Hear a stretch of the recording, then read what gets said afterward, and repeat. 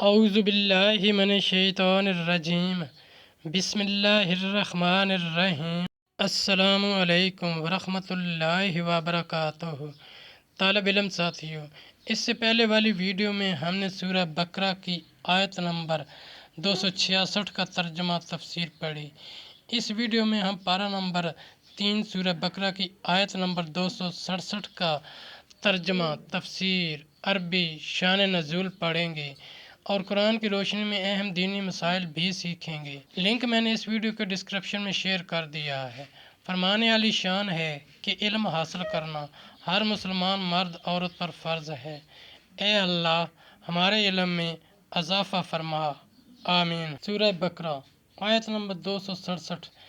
یا ایھا الذین آمنوا انفقوا من طیبات ما کسبتم ومما اخرجنا لکم من الارض ولا تیمموا الخبیث منہ تنفقون ولستم بآخذیہ الا ان تغمضوا فیہ واعلموا ان اللہ غنی حمید۔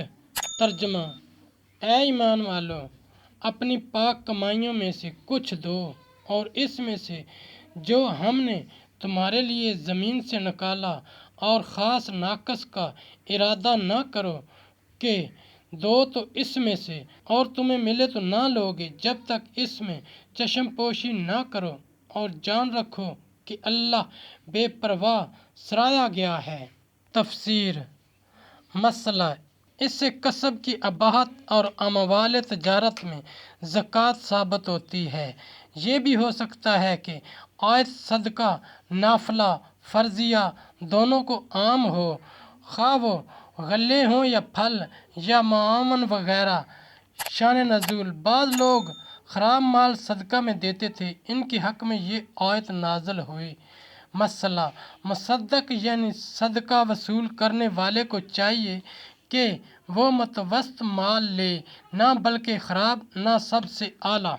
ساتھیو، ہم نے قرآنی تعلیمات کو دنیا کے کونے کونے میں پہنچانا ہے، اس لیے آپ بھی لائک کیجئے، شیئر کیجئے، اپنے دوستوں اور اپنی فیملی کو میرا چینل قرآن ود ایڈیپیڈیا سبسکرائب کرنے کی دعوت دیجئے اور گھنٹی بجانا نہ بھولنا تاکہ اگلی ویڈیو کا نوٹیفیکیشن آپ کو وقت پہ مل سکے۔